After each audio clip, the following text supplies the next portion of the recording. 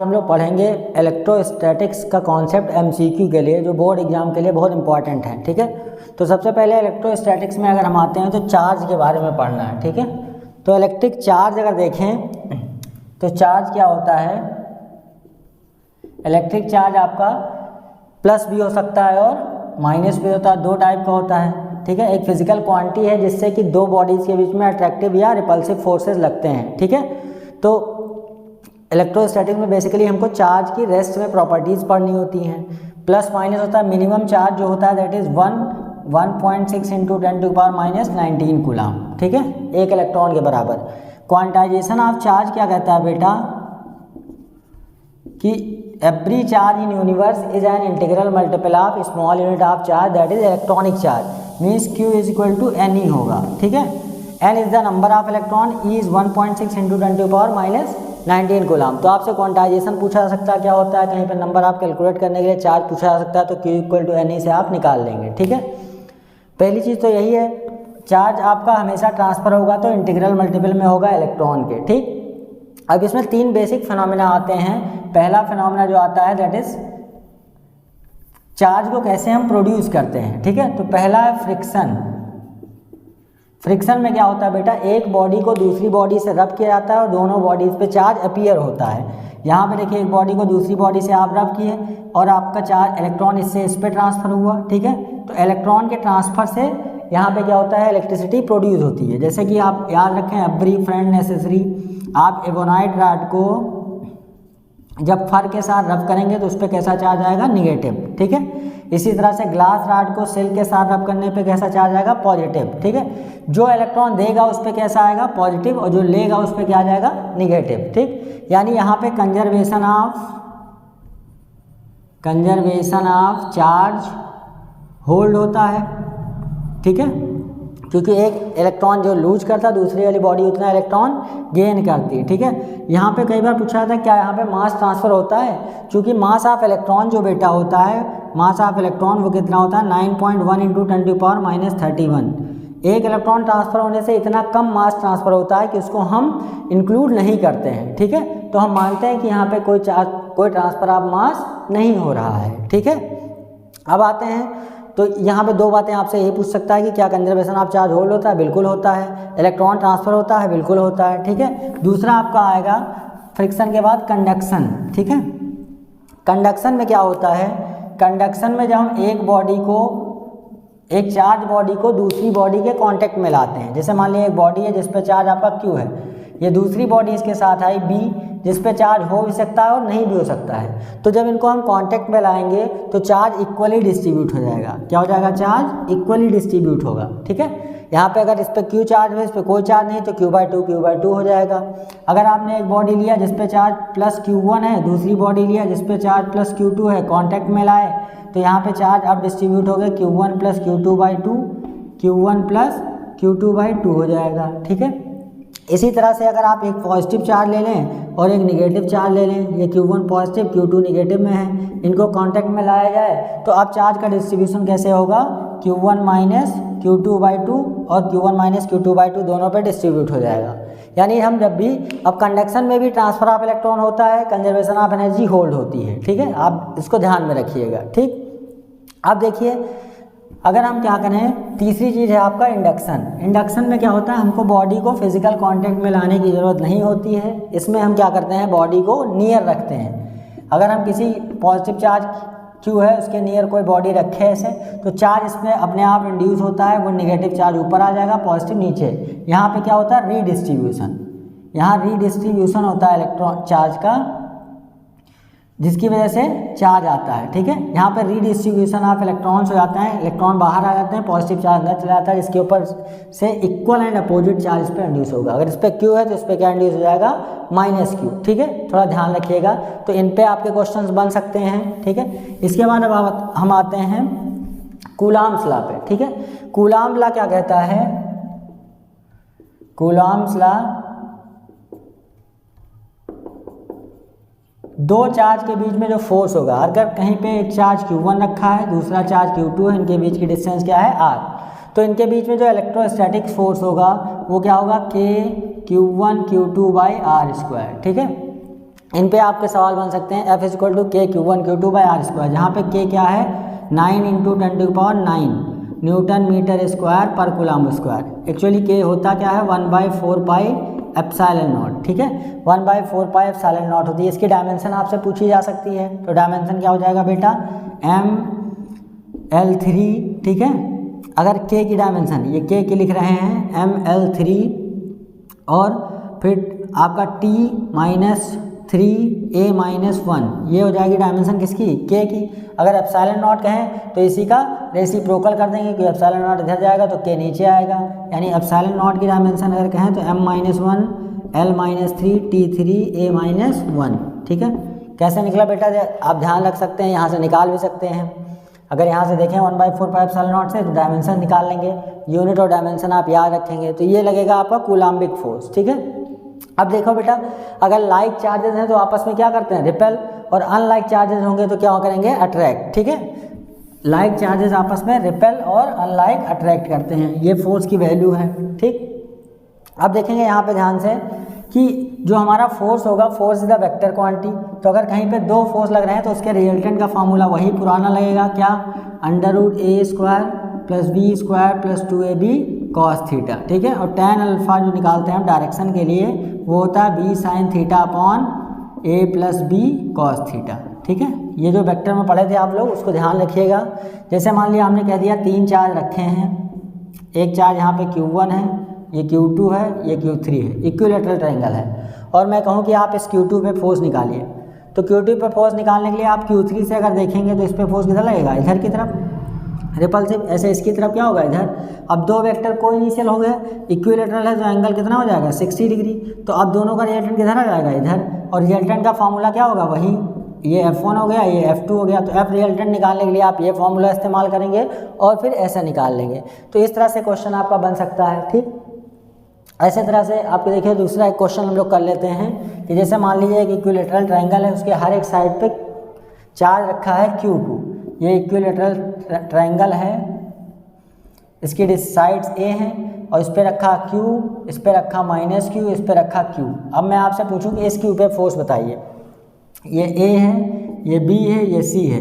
अब कहा जाए फोर्स एट C, तो फोर्स एट C देखेंगे माइनस चार्ज जो है बेटा वो अट्रैक्टिव फोर्स लगाएगा इधर की तरफ, ठीक है, इस पे, और ये इस पे फोर्स लगाएगा इधर की तरफ। ये सुपर पोजिशन से होता है, जब आप एक चार्ज को कंसीडर कर रहे होंगे तो दूसरे चार्ज को मानेंगे एब्सेंट है। रिवीजन पॉइंट ऑफ व्यू से है बेटा, तो इसलिए ध्यान दीजिएगा थोड़ा, कॉन्सेप्ट के लिए आप मेरा वीडियोस देख सकते हैं। तो ये दो फोर्स होंगे, इनके बीच का एंगल देखिए बेटा, ये 60 है तो ये कितना हो जाएगा 120। अब दो फोर्स का रिजल्टेंट किधर आएगा इधर कहीं, अब उसको निकालने के लिए क्या करेंगे, देखिए सेम चार्जेस हैं तो KQ² / A², ये फोर्स, ये वाला फोर्स भी क्या आ जाएगा KQ² / A², ठीक है।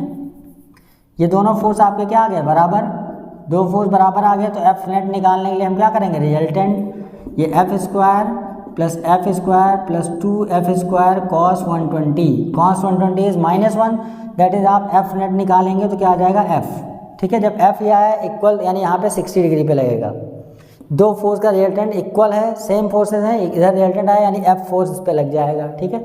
ऐसे आपसे क्वेश्चन कोई भी पूछ सकता है, यहाँ पे निकालना हो चार्ज सेंटर पे रखा हो तो आप आसानी से क्या कर सकते हैं फोर्स की वैल्यू निकाल लेंगे। इस टाइप का क्वेश्चन आपके बोर्ड्स एग्जाम में एक तरफ पूछा जा सकता है।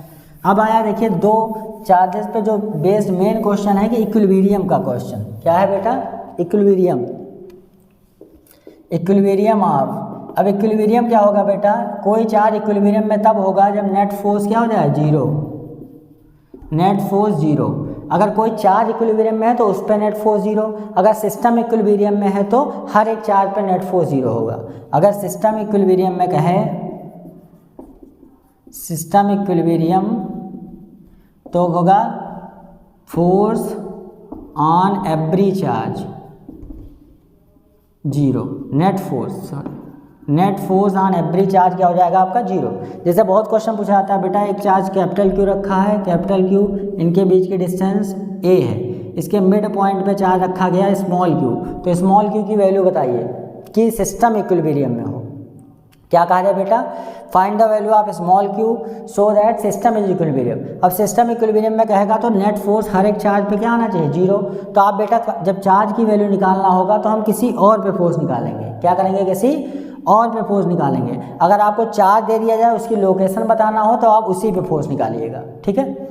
अगर कोई चार्ज दे दिया जाए, वो कहे कि इक्विलिब्रियम में है, उसकी पोजीशन बताइए कहाँ रखने पे इक्विलिब्रियम में आएगा, तो क्या करेंगे उसकी आप पोजीशन निकाल लेंगे, ठीक है। तब आप उसी पे फोर्स निकालिएगा नेट।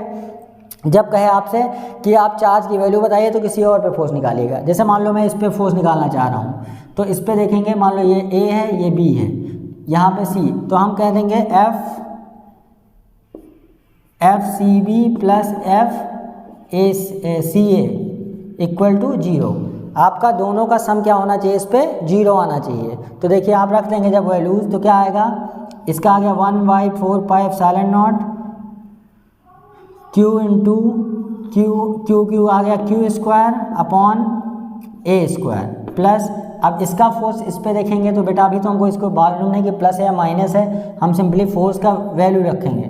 तो क्या आ जाएगा 1/4 pi epsilon not small Q into capital Q by a/2 का होल स्क्वायर, क्योंकि मिड पॉइंट पे रखे हैं 0। अब आप इसको जब सॉल्व करेंगे तो q इज इक्वल टू क्या आएगा, -q/4। क्या आएगा, q की वैल्यू -q/4। यानी अगर यहाँ पे हमने ये चार्ज -q/4 रखा होगा तो सिस्टम क्या होगा, इक्विलिब्रियम में होगा। क्वेश्चन बहुत बार पूछा गया है, पूछा जा सकता है आपसे एग्जाम में, ठीक है। अब देखिए दूसरा जो थोड़ा कॉम्प्लिकेटेड क्वेश्चन अगर जाता है, जैसा कि आपका NCERT एग्जाम्पलर में भी दिया है कि आपके चार्ज रखे हुए हैं, मान लीजिए आपके चार्ज रखे हुए हैं कहीं पे, एक यहाँ पे Q चार्ज रखा है, दूसरा चार्ज Q रखा है, ठीक है, और इनके बीच में दोनों सेम चार्ज रखे हुए हैं Q, ठीक। इसके बीच में एक चार्ज रखा गया -Q, कितना चार्ज रखा गया, -Q, ठीक है। तो आप देखेंगे इस पे अगर -Q रखेंगे तो क्या ये इक्विलिब्रियम में है इस पॉइंट पे। अगर A B देखें -Q, तो ये वाला चार्ज पे इधर फोर्स लगाएगा, ये वाला इधर लगाएगा, मतलब यहाँ पे ये क्या है, इक्विलिब्रियम। यहाँ पे -Q क्या है, इक्विलिब्रियम पोजीशन में है। अब कहा जाए कि अगर इसको स्लाइटली हम डिस्प्लेस करें अबाउट एक्सिस, अगर एक्सिस के अबाउट इसको स्लाइटली x डिस्प्लेस किया जाता है तो क्या होगा, क्या इक्विलिब्रियम में रहेगा या नहीं रहेगा। अगर स्लाइटली इसको x डिस्प्लेस किया जाए तो क्या होता है इस पर, ज़रा देखिए। अगर इसको x स्लाइटली डिस्प्लेस करें बेटा, तो देखिए जब इधर की तरफ जाएगा ये q, तो ये फोर्स कैसा है, अट्रैक्टिव, इसकी डिस्टेंस क्या होगी, घटेगी। तो आपका इधर वाला फोर्स क्या होगा बेटा, आपका फोर्स FB क्या होगा, बढ़ेगा। FB फोर्स क्या होगा, इंक्रीज, क्योंकि चार्ज का मैग्नीट्यूड सेम है। इसकी तरफ डिस्प्लेस करने पे क्या होगा, इस पे फोर्स इंक्रीज होगा, और इसका फोर्स डिस्टेंस की वजह से क्या होगा, डिक्रीज। यानी इस वाली बॉडी का इधर की तरफ वाला फोर्स क्या होगा, इधर वाला फोर्स जब होगा तो वो क्या होगा, आपका डिक्रीज होगा, डिस्टेंस बढ़ेगी। यानी FA आपका क्या हो जाएगा, कम। FA कम हो गया, FB बढ़ गया, इसका मतलब ये चार्ज क्या हो जाएगा, इधर ही की तरफ भागेगा, ये इधर की तरफ भागेगा, मतलब ये इसकी इक्विलिब्रियम पोजीशन अबाउट एक्सिस नहीं है, ये एक्सिस के अबाउट इक्विलिब्रियम में नहीं है, ठीक है।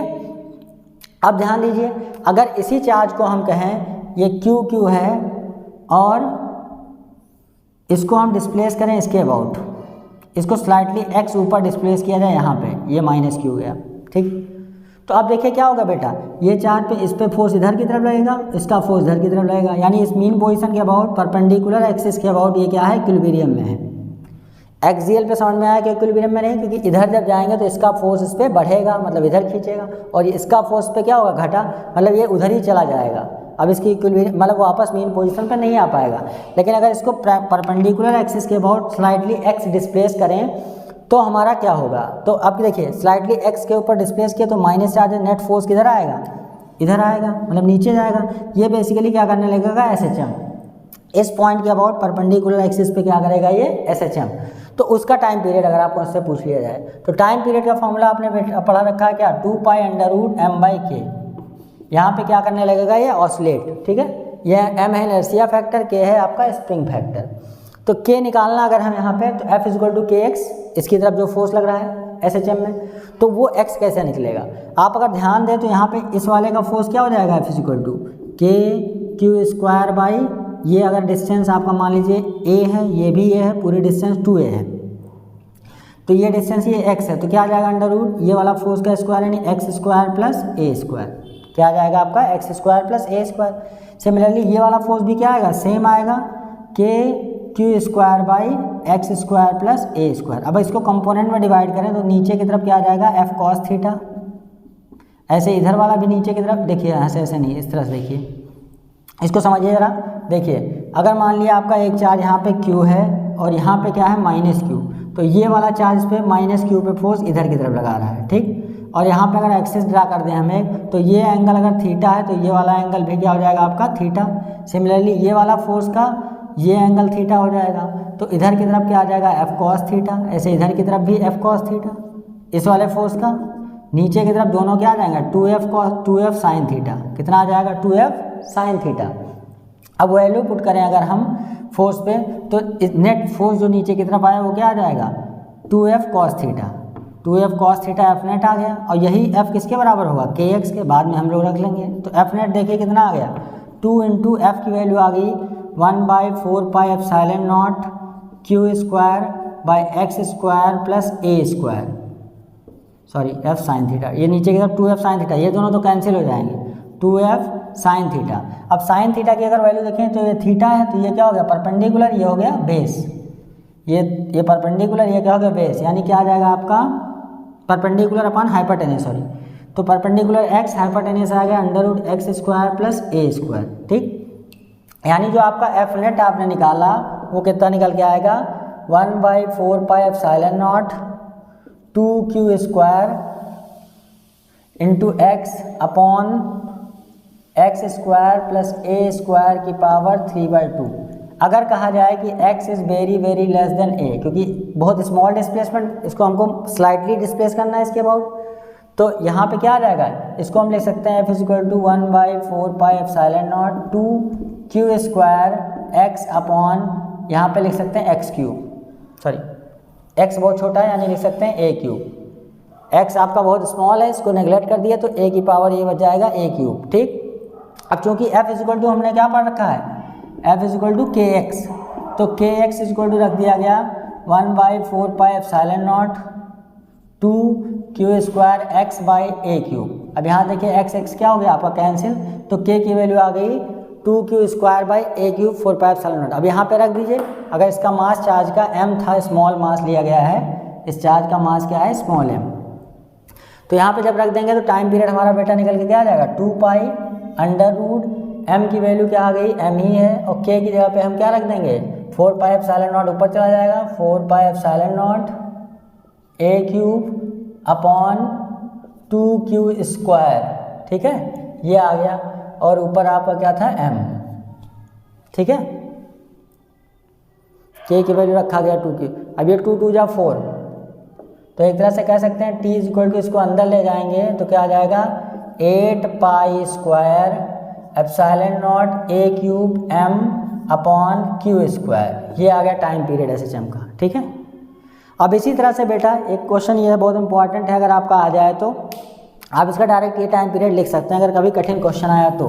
दूसरा ऐसा ही क्वेश्चन एक है जिसमें आपका वहाँ पे प्लस Q रखा है, क्या रखा है बेटा प्लस Q, यही चार्ज यहाँ पे क्या रख दिया जाए कि इसके मिड पॉइंट पे प्लस Q रख दिया गया, यहाँ पे मिड पॉइंट पे प्लस Q रख दिया गया। अब देखिए अब भी इस पर नेट फोर्स 0 है, मीन्स ये दोनों चार्ज फिक्स हैं, ये दोनों फिक्स है, इसका चार्ज का प्लस Q है और मास क्या है m।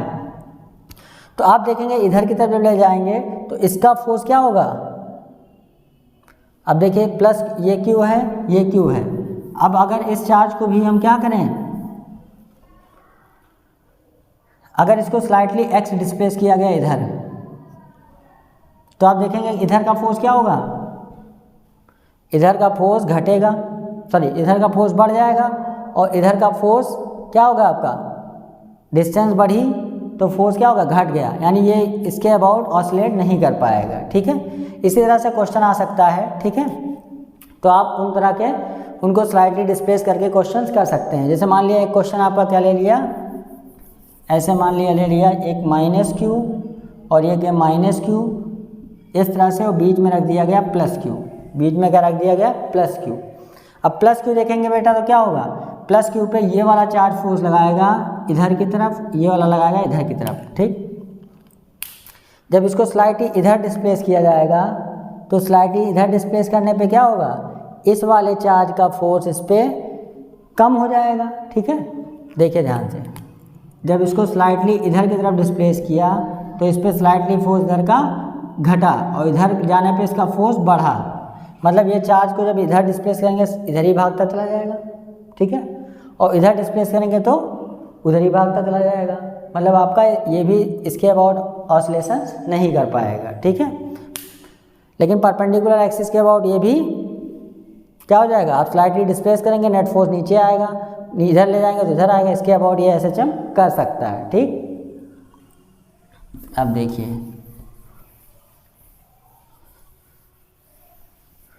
नेक्स्ट क्वेश्चन, हम लोग देखिए, अब हम लोग ये फोर्स देख लिए, अब इसके बाद वेक्टर फॉर्म बहुत इंपॉर्टेंट है, vector form of Coulomb's law. इसमें बेटा लोगों को बहुत कन्फ्यूजन होती है, तो किसी भी को वेक्टर में ये पढ़ लिया आपने के Q1 Q2 by are square, ठीक। कभी भी किसी को वेक्टर फॉर्म में कन्वर्ट करना हो तो हम क्या करते हैं, उसके पोजीशन वेक्टर के यूनिट वेक्टर से मल्टीप्लाई करते हैं। यहाँ भी देखिए अगर हम ध्यान दें तो पोजीशन वेक्टर इसका, एक मान लो चार्ज कोई Q1 है, ये रखा है R1 पे, ये Q2 रखा है R2 पे, तो जब फोर्स हम 1 पे देखेंगे तो ये इस पे फोर्स इधर की तरफ ऐसे लगाएगा, इसका पोजीशन वेक्टर क्या लिखेंगे R21 इधर की तरफ हो गया, और जब इधर की तरफ लिखेंगे तो ये इसको क्या लिखा जाएगा R12 इधर की तरफ होगा, ठीक है, 1 से 2 की तरफ। अब देखिए ये चीज़ें तो हैं, लेकिन हम कभी भी करेंगे तो इसका एक सिंपल सा फॉर्मूला है, वेक्टर फॉर्म जब लिखेंगे के Q1 Q2 upon are square है तो इनटू हम क्या कर देंगे आर का यूनिट वेक्टर, तो सिंपल जो फार्मूला आपका निकल के आएगा के Q1 Q2 upon mod of R का क्यूब इंटू आर वेक्टर, ये आया आपका वेक्टर फॉर्म, ठीक है। अब बेटा इस फॉर्मूले, ये फॉर्मूला आपको रखना है, इसमें ध्यान क्या रखना है, आपको वेक्टर का एरो वहाँ रखना है जिस पर फोर्स निकालना है,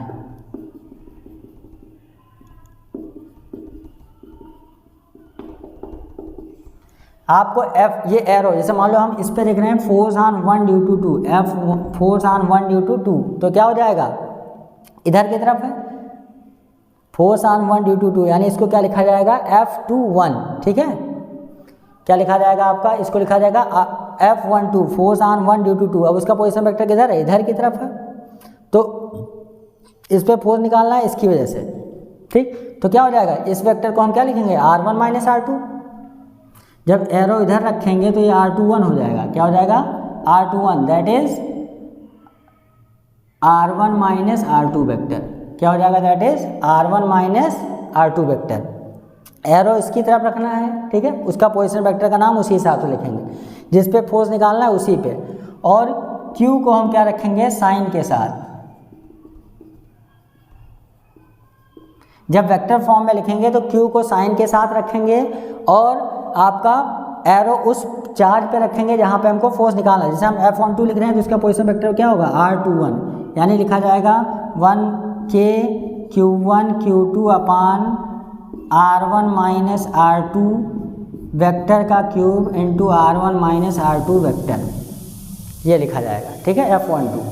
अगर हमको निकालना होगा F21 तो F21 K Q1 Q2 upon नीचे क्या हो जाता है R2 माइनस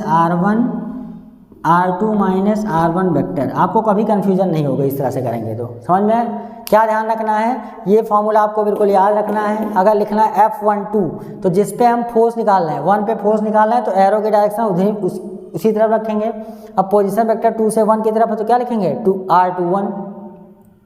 अगर इस पे फोर्स निकालना होता तो एरो हमारा किधर होता है, इधर, ये लिखा जाता है R12, तो हम क्या करते हैं R2 माइनस R1।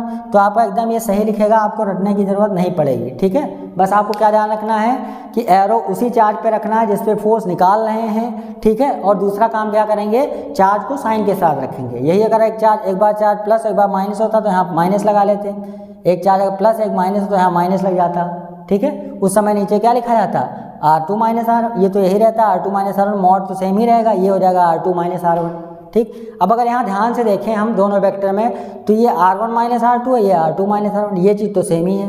अगर इसको माइनस से मल्टीप्लाई करें, अगर इस चीज़ को हम माइनस से मल्टीप्लाई करें तो ये वाली वैल्यू मिल जाएगी, नहीं मिल जाएगी। इसका मतलब हम क्या कह सकते हैं, नोट कर लीजिएगा कि जो ये दोनों फोर्स हैं वो कैसे हैं, एक्शन रिएक्शन, जो जितना वो उस पर फोर्स लगाएगा उतना ही ये बॉडी इस पर फोर्स लगाएगी, ठीक है। यानी F12 is equal to minus F21, ठीक। यानी न्यूटन का थर्ड लॉ होल्ड हो गया, Newton third law hold good.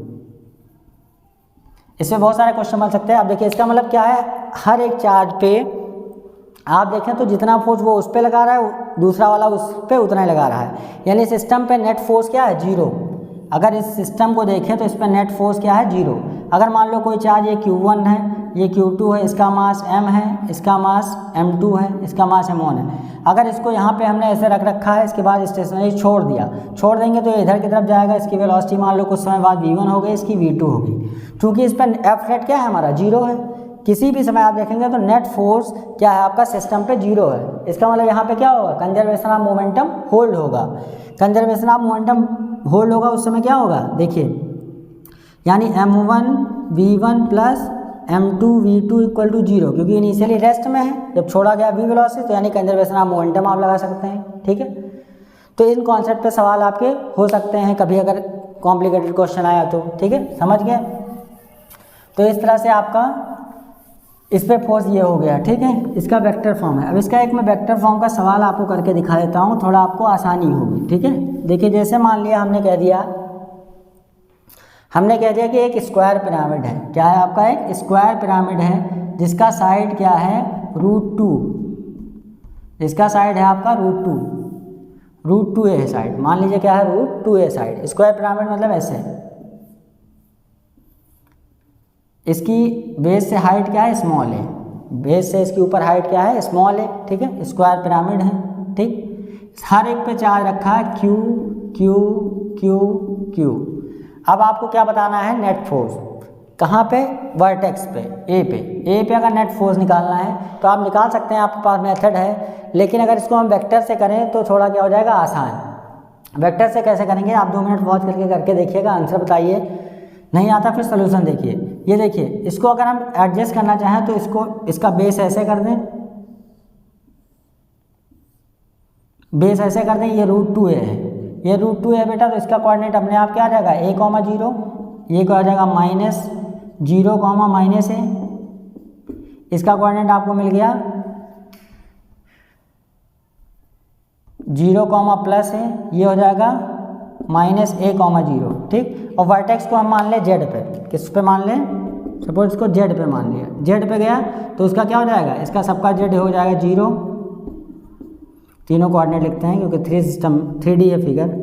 ऊपर जाएगा जेड पे ऊपर, तो ये a ही हाइट तो है, यानी इसका कोऑर्डिनेट होगा 0, 0, a।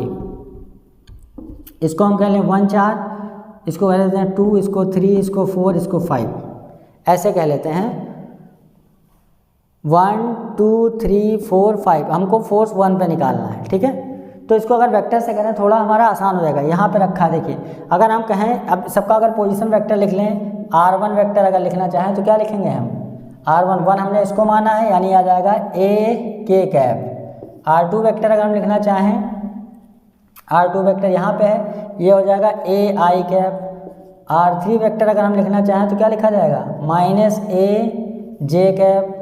r4 वेक्टर लिखना चाहें तो क्या हो जाएगा, -a i cap. r5 vector लिखेंगे तो a k cap, sorry a j cap. ये आ जाएगा बेटा, ये आपके आ गए पोजीशन वेक्टर सारे। अब हमको पहले मान लो इस पर फोर्स निकालना है वेक्टर के हिसाब से, तो हम क्या लिखेंगे, f। देखिए क्वेश्चन बेटा, तो इसमें क्या करेंगे हम, देखिए हमने सबका पोजीशन वेक्टर लिख लिया है यहाँ तक, ठीक। अब देखिए हमको निकालना है F12, क्या निकालेंगे, F12। तो फोर्स ऑन 1 ड्यू टू 2, तो ये क्या हो जाएगा आपका, KQ² upon R1 minus R2 vector का cube into R1 minus R2 vector, यही तो आएगा। फार्मूला हमारा वही है, या आप इसको कहें बेसिक फार्मूला क्या शुरू होगा, KQ² mod R का cube into R vector. R vector हमने एरो कहाँ रखा है, इस पर, मतलब इसी वेक्टर से हमको दूसरा वेक्टर सब्ट्रैक्ट करना होगा। तो आप देखिए पहले हम निकाल लें F12 अगर, तो F12 क्या आ जाएगा, KQ² अपान, अब R1 minus R2, this minus this, तो क्या आ जाएगा, -a i cap plus a k cap, ठीक। अब नीचे मॉड निकालेंगे तो √2a का क्यूब। सिमिलरली आप 1/3 निकालें, 1/3 मतलब 1 - 3 तो क्या आ जाएगा k² बाई √2a का क्यूब इंटू a के माइनस प्लस हो गया यानी aj कैप। ठीक,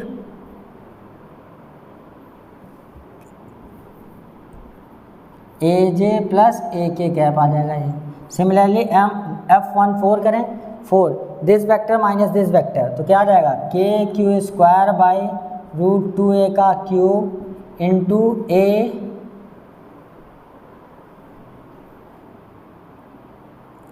के कैप माइनस ai कैप। ठीक है, a के cap minus plus ai cap plus में हो जाएगा। ठीक है, ऐसे देखिए आप F15 निकालेंगे तो क्या आ जाएगा k² बाई √2a का cube into this minus this यानी आ गया minus aj cap plus ak cap. ठीक है,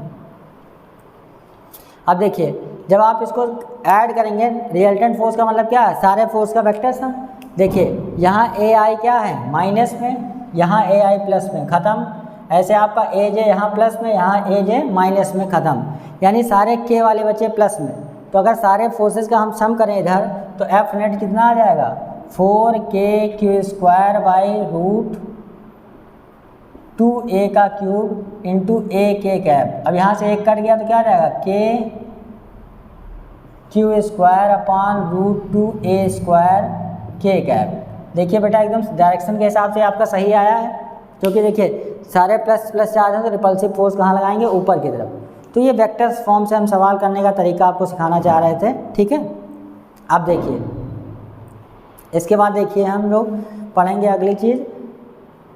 फोर्स हमने देख लिया, कैसे देख लिया, वेक्टर फॉर्म भी देख लिया और स्केलर फॉर्म भी देख लिया। दोनों फॉर्म में कैसे मैग्नीट्यूड से कैसे देखेंगे, रिजल्टेंट निकाल के दोनों तरीके से हम फोर्स निकाल सकते हैं। ठीक, अब अगर हमसे कहीं पे क्वेश्चन आ सकता है कि minimum force between two charges, question क्या है, minimum force between two charges, two charge के बीच में मिनिमम फोर्स। तो देखो बेटा दो चार्ज मिनिमम डिस्टेंस 1 मीटर पे हो सकते हैं, तभी मैक्सिमम फोर्स आएगा, और इस पे एक इलेक्ट्रॉन है। ठीक है, मिनिमम चार्ज इलेक्ट्रॉनिक चार्ज, तो F = क्या आ जाएगा ke² बाई 1 यानी मिनिमम फोर्स क्या हो जाएगा ke², वेर k = 1/4πε0।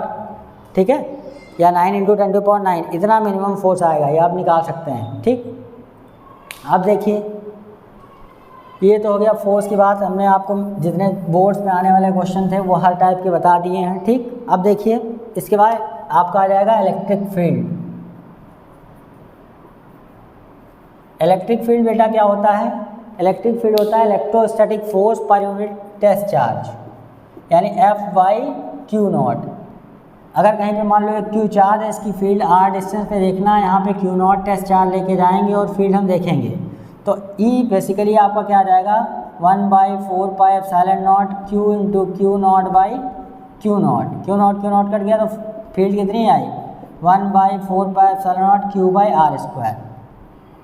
ठीक है, अब E अगर वेक्टर फॉर्म में लिखेंगे तो 1/4πε0 Q upon mod of r का क्यूब इंटू r वेक्टर। ठीक है, अब यहाँ भी r वेक्टर है आपका। ठीक, चार्ज को साइन के साथ रखेंगे तो इलेक्ट्रिक फील्ड की डायरेक्शन भी आपको बिल्कुल सही निकलेगी पोजीशन के हिसाब से। ठीक, अब देखिए यहाँ पे इलेक्ट्रिक फील्ड आपने पढ़ लिया, ये आएगा। ठीक है, यानी यहाँ से एक फॉर्मूला आपको निकल गया F = QE। ठीक, अब इस पर क्वेश्चन कैसे है, जैसे मान लिया आपके दो चार्ज हैं, ये फोर्स का फार्मूला हो गया। अगर मान लिया कहा जाए आपसे कि दो चार्ज हैं, एक चार्ज है -6 माइक्रोकूलम, एक 6 माइक्रोकूलम है, ये रखे हैं 4 मीटर पे। आपसे कहे इसके मिड पॉइंट पे फील्ड बताइए, इस पॉइंट C पे फोल्ड बताना है AB। तो इसको भी बेटा वेक्टर से ही सॉल्व करेंगे। E देखिए क्या हो जाएगा, E हो जाएगा EA, इस वाले प्लस से इलेक्ट्रिक फील्ड इधर की तरफ EA हो गया, और इससे भी इलेक्ट्रिक फील्ड इसी तरफ आ जाएगी EB, दोनों एक डायरेक्शन में, यानी मैक्सिमम आपका हो जाएगा EA प्लस EB। सीधे आपका अगर स्केल आपका इसका मैग्नीट्यूड के टर्म में आए ई ए प्लस ए बी, क्योंकि दोनों के बीच का एंगल 0 है, मैक्सिमम रिजल्टेंट। ई ए कितना आ जाएगा 1/4πε0 6 × 10⁻⁻6/2 स्क्वायर प्लस 1/4πε0 6 × 10⁻⁻6/2 स्क्वायर। आप इसको सॉल्व कर लेंगे, ये आपका फोर्स आ जाएगा, ठीक है, क्योंकि प्लस से चार्ज बाहर की तरफ, माइनस से उसी की तरफ इलेक्ट्रिक फील्ड आएगी, ठीक। तो इस तरह से आपके क्वेश्चंस आ सकते हैं। आपसे कह सकता है कि 3 चार्ज ऐसे रखे हैं, एक प्लस क्यू, एक माइनस क्यू, एक क्यू, और कहा है इसके सेंट्रोइड पे फोर्स बताइए अगर इक्विलेटरल ट्रायंगल है। तो देखिए बेटा, इस चार्ज से फील्ड जो आएगी बाहर की तरफ, इस चार्ज से फील्ड इधर की तरफ, और इस चार्ज से फील्ड इधर की तरफ। अब इन 3 वेक्टर का रिजल्टेंट निकालना है, ठीक है। आप निकाल लीजिएगा तो आपका आंसर आ जाएगा। इक्विलेटरल ट्रायंगल है, इसकी फील्ड इधर की तरफ आ जाएगी, इसकी फील्ड इधर की तरफ आएगी। अब देखो इन दोनों का रिजल्टेंट अगर निकालेंगे, सेम चार्ज है, सेम डिस्टेंस आएगी, तो वो इधर ही की तरफ आएगा, यानी यहाँ पे इलेक्ट्रिक फील्ड कितना हो जाएगा 2E हो जाएगा इधर की तरफ, और उसको सॉल्व कर लेंगे आपका आंसर आ जाएगा, ठीक है। तो इस तरह से आपके क्वेश्चन आ सकते हैं, ठीक है, इलेक्ट्रिक फील्ड निकालने पे। अब ई तो ये हो गया। अब देखिए एक्सियल और इक्वेटोरियल डायपोल के लिए, डायपोल क्या होता है बेटा, देखिए पहले इलेक्ट्रिक फील्ड के बारे में पढ़ते हैं, फिर डायपोल देखते हैं। इलेक्ट्रिक फील्ड देखिए प्लस चार्ज से क्या होती है, स्टार्ट होती है। प्रॉपर्टीज़ पे जाएँ तो क्या होगा, स्टार्ट होगी प्लस से, माइनस पे जाके क्या हो जाएगी, ख़त्म। प्लस से ओरिजिनेट होती है और माइनस पे ख़त्म होती है। देखिए अगर प्लस माइनस चार्ज ऐसे रखे हुए हैं, दोनों का मैग्नीट्यूड सेम है, अगर ये क्यू है, ये भी क्यू है, ये प्लस है, ये माइनस है, तो इलेक्ट्रिक फील्ड प्लस से शुरू होगी और माइनस पे ख़त्म होगी, इस तरह से ऐसे। ये इलेक्ट्रिक फील्ड का फिगर होगा ऐसे, ये प्लस से बाहर निकलती है, माइनस से अंदर की तरफ जाती है, ये फील्ड की डायरेक्शन होगी, ठीक। ऐसे अगर दोनों प्लस प्लस चार्ज हैं, सेम मैग्नीट्यूड क्यू क्यू, तो इनके बीच में एक नल पॉइंट आएगा, इलेक्ट्रिक फील्ड की डायरेक्शन ऐसी होगी, एरो ऐसे आएगा, ठीक है।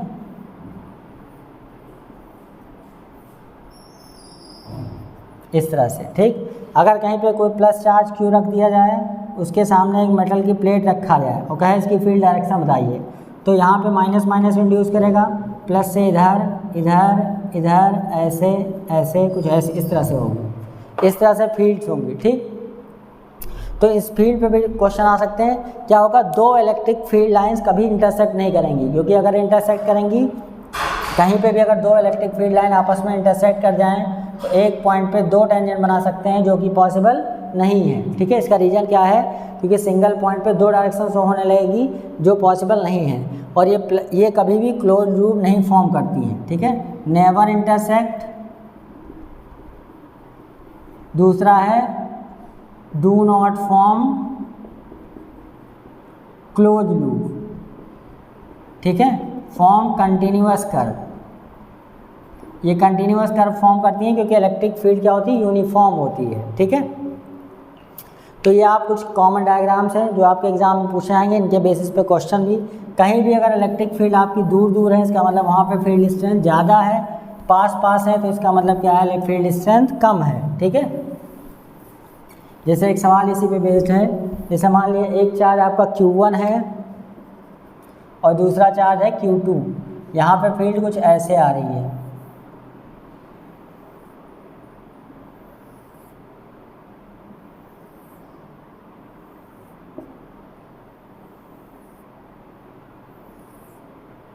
ऐसे आ रही है।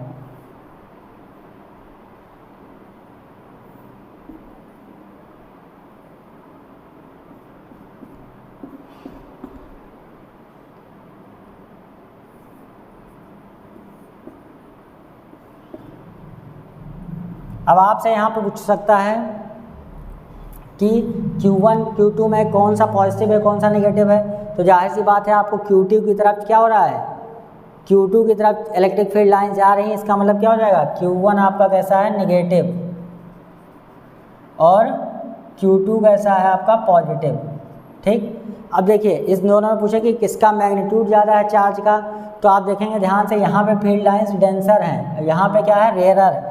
इसका मतलब क्या हो जाएगा, जहाँ पे डेंसर है वहाँ पे चार्ज की वैल्यू क्या होगी, ज़्यादा, जहाँ पे डेंसर होगा वहाँ पे चार्ज की वैल्यू कम होगी। तो इस तरह से आपके क्वेश्चन बना के पूछे जा सकते हैं, ध्यान रखिएगा। तो जहाँ पे फील्ड डेंसर दिखे वो चार्ज क्या होगा, ज़्यादा, और जहाँ पे रेयर दिखे वहाँ पे क्या हो जाएगा, चार्ज की वैल्यू कम हो जाएगी। ठीक है, तो Q1 में आपका ये पूछ सकता है कौन ज़्यादा कौन कम। ठीक है, इस तरह से क्वेश्चन आपके एग्जाम में आ सकते हैं फील्ड में। मैंने बता दिया इंटरसेक्ट क्यों नहीं करती। ठीक, अब जैसे मान लिया कहीं पे क्वेश्चन आ जाए कि इलेक्ट्रिक फील्ड ऐसे है, एक इलेक्ट्रिक फील्ड ऐसे है, यहाँ पे Q चार्ज है जिसका मास m है। ठीक है, और ये स्टेशनरी है, यहाँ पे क्या है, स्टेशनरी। तो जाहिर सी बात है नीचे की तरफ क्या लगेगा, mg, और प्लस चार्ज है तो उस पर फोर्स उसी की तरफ लगेगा, इलेक्ट्रिक फील्ड की तरफ। तो यहाँ पे क्या यूज करेंगे हम, QE इक्वल टू mg। इस कॉन्सेप्ट पे भी क्वेश्चन आपका आ सकता है। ठीक है, अब कह दिया जाए इसी तरह से कोई सिंपल पेंडुलम है, उसको इलेक्ट्रिक फील्ड लाइंस में रखा जाए तो उसके टाइम पीरियड पे क्या फ़र्क पड़ेगा। ठीक है, एक सिंपल पेंडुलम है आपका, वो ऑसिलेट कर रहा है, ये कैसी है, मेटालिक बॉब है। कैसी है, मेटालिक बॉब है। इसको इलेक्ट्रिक फील्ड में रखा जाए तो क्या फ़र्क पड़ेगा। अगर इलेक्ट्रिक फील्ड कैसी बनी हो, ऐसे, तो कभी भी होगा बेटा टाइम पीरियड ध्यान रखिएगा क्या होगा, 2 pi under root m by g effective. क्या निकालेंगे, m बाई जी इफेक्टिव, और जी इफेक्टिव क्या होगा, ये होगा टेंशन बाई मास, कहाँ पे, एट मीन पोजीशन, जिसके अबाउट ऑसिलेशन हो रहा है उसके अबाउट देखेंगे। अब देखिए इलेक्ट्रिक फील्ड हुए इसी के डायरेक्शन में है, यानी नीचे की तरफ क्या लग जाएगा, mg और QE, क्योंकि मीन पोजीशन पे इससे फर्क नहीं पड़ेगा यहीं पे।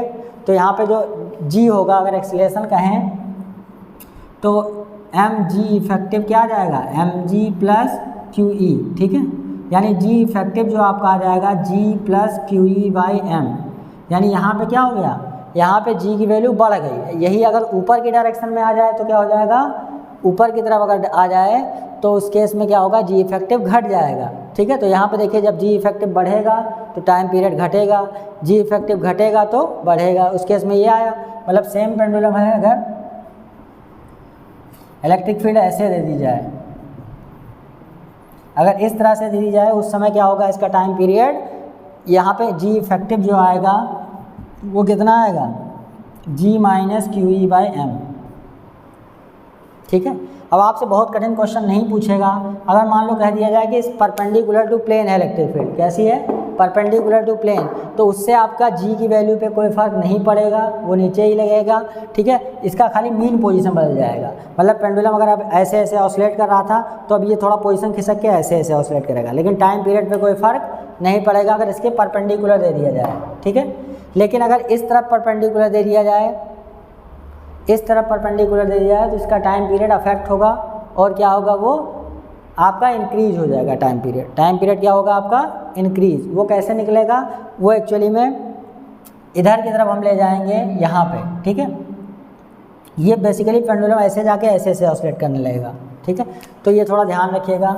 जैसे मान लिया आपका इलेक्ट्रिक फील्ड ऐसे दे दी गई, तो जो पेंडुलम आपका था ऐसे, ये इसको कहीं जाके यहाँ रोकेगा, अब मीन पोजीशन ये हो जाएगी और इसके अबाउट ऑसिलेशन होगा। ठीक, तो यहाँ पे अगर टेंशन देखेंगे इधर की तरफ तो क्या आएगा, QE square plus mg square का अंडर रूट। ठीक है, ठीक है, ये आ जाएगा आपका नेट फोर्स, तो यानी अंडर रूट क्या आ जाएगा, QE square plus mg square by m, यहाँ पे आपका एक्सेलरेशन। ठीक, इसको सॉल्व करके वैल्यू रखेंगे वहाँ पे तो जी इफेक्टिव आपकी आएगी। ठीक है, यानी QE बाई, अब बेसिकली m को अगर यहाँ से बाहर निकालेंगे तो यहाँ से नीचे आ जाएगा आपका m QE square by m square, और यहाँ पे ये आपका mg का होल स्क्वायर से m स्क्वायर बाहर आके m होगा तो एक m कैंसिल हो जाएगा, यानी आपका यहाँ पे जी इफेक्टिव जो आएगा वो आ जाएगा under root QE by m का whole square plus g square. ठीक है, इस तरह से वैल्यू आएगी जी इफेक्टिव की। ठीक, तो इस तरह के क्वेश्चन भी आपसे पूछे आ सकते हैं। तो ये कुछ क्वेश्चन हैं बहुत जो कॉम्प्लिकेटेड होंगे, वो भी आपसे हो जाएंगे। ठीक, अब इलेक्ट्रिक फील्ड, अब देखेंगे डायपोल। डायपोल क्या होता है बेटा, जब कहीं पे प्लस चार्ज और माइनस चार्ज स्मॉल डिस्टेंस पर रखे हैं, अगर कहीं पे प्लस Q और माइनस Q स्मॉल डिस्टेंस पर रखे हैं, उनके बीच की सेपरेशन मान लो लेते हैं हम 2a है, तो ये सिस्टम कहलाता है डायपोल। डायपोल मूवमेंट एक टर्म आएगा P से नोट करते हैं, ये क्या होगा, mod of Q into 2A, magnitude of either charge and distance between them, इसकी यूनिट होगी डिबाई, ठीक है। इसकी डायरेक्शन अगर देखा जाए तो डायरेक्शन इसकी माइनस से प्लस की तरफ, डायरेक्शन डायपोल मोमेंट की निगेटिव से पॉजिटिव की तरफ, negative to positive. Electric field की डायरेक्शन प्लस से माइनस होती है, डायपोल मोमेंट की डायरेक्शन माइनस से प्लस होती है। आप ध्यान रखेंगे, आपसे एग्जाम में पूछा जा सकता है। इसमें बहुत सारे क्वेश्चन बन सकते हैं। जैसे मान लिया हमने दे दिया, मैं आपको एक एग्जांपल करके बता दे रहा हूँ, ठीक है। जैसे मान लिया यहाँ पे चार्ज है आपका -Q, यहाँ पे +Q, ठीक है, और यहाँ पे -Q, यहाँ पे +Q, यहाँ पे भी +Q है, यहाँ -Q है, ठीक है, और यहाँ पे Q है। तो बेटा देखेंगे, अगर मान लो सबकी लेंथ क्या है, L है, और हमको बताना है कि डायपोल मोमेंट बताइए नेट, क्या बनाना है, नेट डायपोल मोमेंट। तो देखिए एक डायपोल पेयर, देखिए ये दो चार्ज पेयर दिख रहे हैं आपको, ये माइनस से प्लस की तरफ डायरेक्शन ऊपर की तरफ, ये हो गया Q इंटू L, ठीक है। ऐसे अगर आप देखें एक प्लस माइनस ये दिख रहा है, यानी माइनस से प्लस की तरफ, माइनस से प्लस की तरफ इधर की तरफ डायपोल हो गया। इसकी अगर ये डिस्टेंस निकालेंगे तो हमारा 2L आएगा, वेक्टर से निकलता है 2L आएगा, यानी ऊपर की तरफ हमारा एक और आ गया कितना, Q इंटू 2L।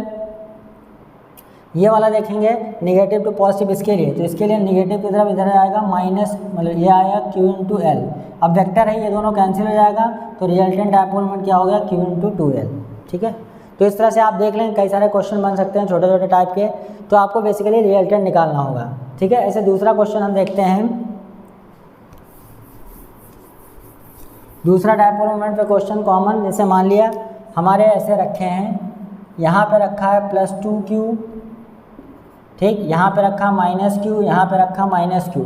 अब कहे कि इसका डायपोल मोमेंट बताइए, ठीक, डायपोल ऐसे रखे हों तो माइनस से, देखिए इसको हम बेसिकली दो चार्ज +Q मानेंगे। एक डायपोल बनेगा माइनस से प्लस, डायपोल मोमेंट इधर की तरफ, ठीक है, ठीक। दूसरा इस वाले का dipole moment negative to positive, positive -2 plus, ये इधर हो गया डायपोल मोमेंट, एक इधर हो गया PP।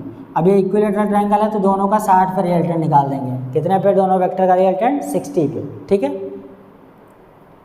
बेसिकली डायपोल मोमेंट ऐसे आएगा, यानी दो डायपोल मोमेंट 60 डिग्री पे हो गए, P1 और P2। अब दोनों बराबर हैं तो क्या हो जाएगा, √P² + P² + 2P² cos 60, cos 60 is 1/2, यानी √3P, यानी इसका आंसर हो जाएगा √3 इंटू Q इंटू L, अगर ये साइड्स L है, ठीक है। तो इस तरह से क्वेश्चंस आपसे आ सकते हैं, ठीक। अब देखिए इलेक्ट्रिक फील्ड डायपोल के लिए एक्सियल और इक्वेटोरियल पोजीशन पे, ठीक। अगर बेसिकली हम लोग जाएँ डायपोल के एक्सियल और इक्वेटोरियल पोजीशन, तो देखिए प्लस और ये माइनस, ये देखिए इसको हम कहते हैं इक्वेटोरियल या इसको कहते हैं साइड ऑन पोजीशन, और इधर वाला होता है ये एक्सियल या एंड ऑन पोजीशन, ठीक, side on position, and on position. ये मान लीजिए सेंटर से इसकी डिस्टेंस r है और ये डिस्टेंस a, ये डिस्टेंस a, r यहाँ पे बहुत ग्रेटर देन a है। अगर r is greater than a तो a एक्सियल जो आपका आता है, आपको डेरिवेशन के लिए देख सकते हैं 2p/r³, और e इक्वेटोरियल जो आएगा 1/4πε0 p/r³, ठीक है। ये आपका एक्सियल और इक्वेटोरियल पे फील्ड आ जाएगी, ठीक है। इससे आपका कंपैरिजन करके क्वेश्चन कर सकते हैं, ठीक है, कई बार, ठीक। तो ये एक्सियल इक्वेटोरियल का फील्ड है, फार्मूला याद रखिएगा, आपसे एग्जाम में पूछा जा सकता है, ठीक। अब dipole in uniform electric field, अगर डायपोल को यूनिफॉर्म इलेक्ट्रिक फील्ड में रखा जाए क्या होगा, इलेक्ट्रिक फील्ड ऐसे है, मान लिया यहाँ पे हमने रख दिया +Q, यहाँ रख दिया -Q, तो क्या होगा, माइनस वाले चार्ज पे अपोजिट डायरेक्शन में फोर्स लगेगा, ठीक है, इधर की तरफ, और प्लस वाले पे उधर, तो इस पर नेट फोर्स क्या आ जाएगा, 0। इस पर QE फोर्स लगेगा इधर की तरफ, और इस पर क्या लग जाएगा, QE फोर्स इधर की तरफ।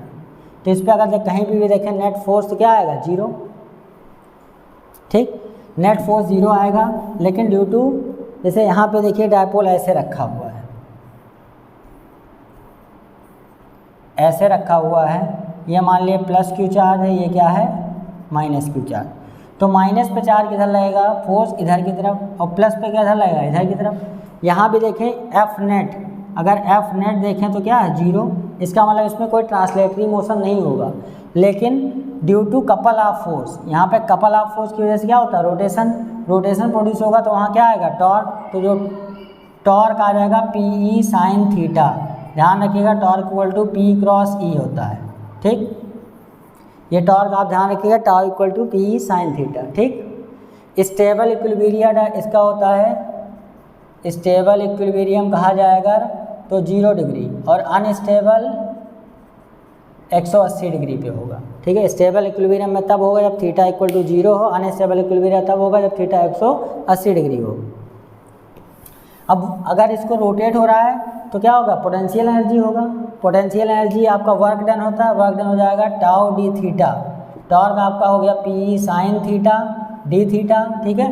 तो यहाँ पे क्या आ जाएगा, पी साइन थीटा इंटीग्रेट कर देंगे तो हमको क्या मिल जाएगा, माइनस, देखो अगर डी डब्ल्यू इक्वल टू ये आया, इंटीग्रेट करेंगे डी डब्ल्यू तो ये हो जाएगा इंटीग्रल पी ई